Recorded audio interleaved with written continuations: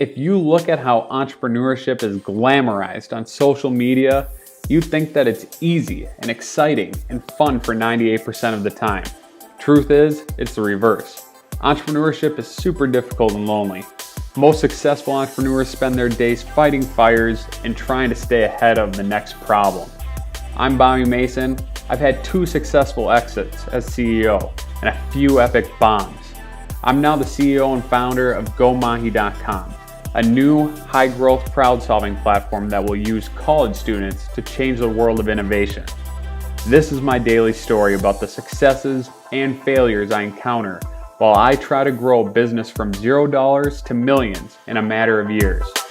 Welcome to my life.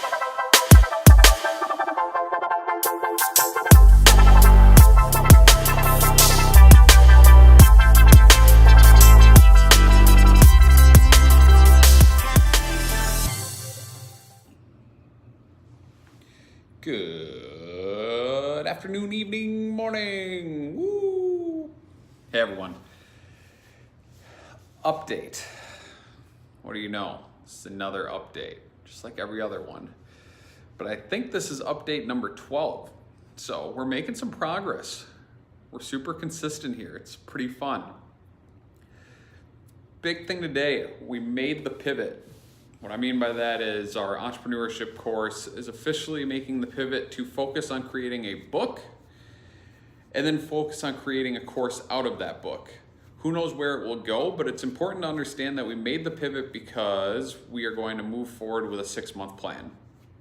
And I think anyone that's starting a company needs to create a 6-month plan that you don't stray from. Because I know one of our problems with this new concept that we're launching, it's a group of individuals that aren't super familiar with entrepreneurship and startups. So we were bouncing from idea to idea, never really making progress because we didn't have a plan that we had to stick to for the long run.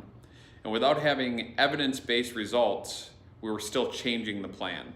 So any of you out there trying to start a company, or maybe you're just trying to figure out your own plan in life, stick to something for at least a quarter, so 3 months.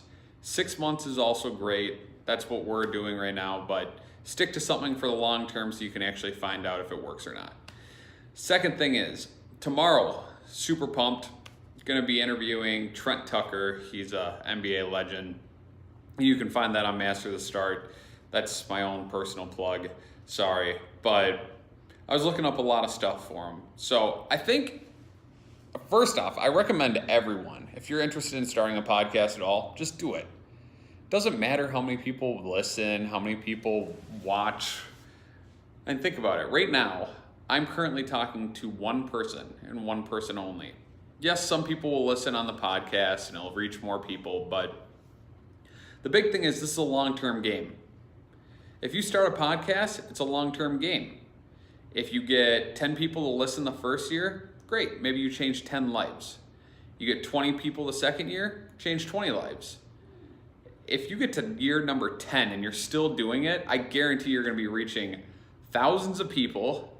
And even if you aren't, think of the worst case possibility. Worst case scenario is your grandkids watch and listen to your podcast and watch your video. That isn't so horrible. If I'm sitting here in 10 years, 20 years, 30 years, 40 years, and like 100 people watch or listen to this, grandkids are gonna have hours of footage to watch of grandpa when he's dead. So that's worst case scenario. So think about it, think about creating a podcast. Plus it gives you a huge, awesome excuse to reach out to pretty much anyone you wanna talk to and get to know them on a personal level. So for us, I didn't even reach out to Trent Tucker, he reached out to us and he actually asked to be on the podcast, which is awesome, we're honored. And gonna get to meet an awesome NBA legend out of the deal. So think about it, podcast, super cool. Third thing, launched my personal brand site today. You can find it at bobby-biz.com if you wanna figure out really how you could do it yourself. I don't care if you interact with the site, really just look at it and see if you want help on creating your own and then reach out. I can let you know exactly how to build it, how to do it pretty quickly. It took me 2-3 days, I think. But I just said it's another long-term goal in the sense that I needed to create a center or one central location that people could check in on what I'm doing. And I actually needed it for myself too, because I needed to be able to really put all of my thoughts and words into one location and be able to look back on that one location to tie everything all together. Last thing that I want to get into, had an accountability partner meeting, and that was last night. The two individuals that are in it, you're going to know who you are. I think it's really important to have accountability partners. I have a few different sets of accountability partners, and it really forces you to live differently. It forces you to hold yourself to another standard.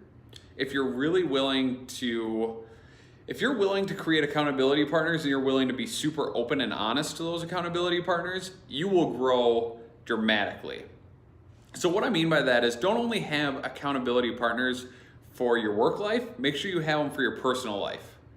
Find 2 or 3 people you can trust, you believe in, maybe more importantly, people that you believe are better than you, so you can grow from them. And sit down with them once a week and create a weekly plan of the things you want to accomplish in your personal life and the things you want to accomplish in your work life. Then write those into either a Google Doc, I'd recommend a Google Doc, and then assign point values to each of the things you wrote down. So, for example, if I need to reach out to 1,500 people this week, those are 1,500 points. So every day when I sit down, I can write down or I can record how much of that I accomplished. So make sure you have a running point total so you can see how you're doing throughout the week. So I know me personally, I have like 1,500 and something individual tasks I put down for my work life and personal life actually. And I will track those all week so I know exactly where I'm at. Put a lot of emphasis on your personal life. I think we all too often really worry about work over personal. So for example, this week, I'm really focusing on getting more sleep. As you can tell me, the eyes are a little tired, but I'm gonna try to get more sleep every single night. On average, I'm gonna get 4 hours of sleep this week. I'm not gonna do any all-nighters, so that should be fun. Not my favorite thing, but my accountability group said you had to, so I'm gonna try it. Also in my personal life, for all of you out there, I'm gonna make sure I make an extra effort to see my wife an extra night this week, or come home at least a little earlier to see her, at least 1 or 2 nights. I know that doesn't sound like much, but I can get really focused on the stuff that I love, which is work, and try to make a difference in that. In the sense that I sometimes get so involved in trying to make a difference that I forget about the people around me that are most important. So really take a step back and make sure you focus on that personal stuff. Work-wise, make sure there are challenges that you're trying to accomplish that are gonna really create that domino effect. So don't just pick one thing in your work life that you wanna accomplish that's superficial. Make sure it forms, as I said, that domino effect in the sense that when you accomplish that task, a bunch of tasks beyond that will be accomplished. So focus on that this week. I'm definitely doing it, and I hope you do it too. Find an accountability group and make sure you're honest with that accountability group and enhance your lives, okay? That's what I have this week. Not this week, today. I'll do another update in 2 days from now because I don't think every day is really sustainable. So every 2 days, give you an update, and we'll talk soon. Have a great next couple of days. Bye.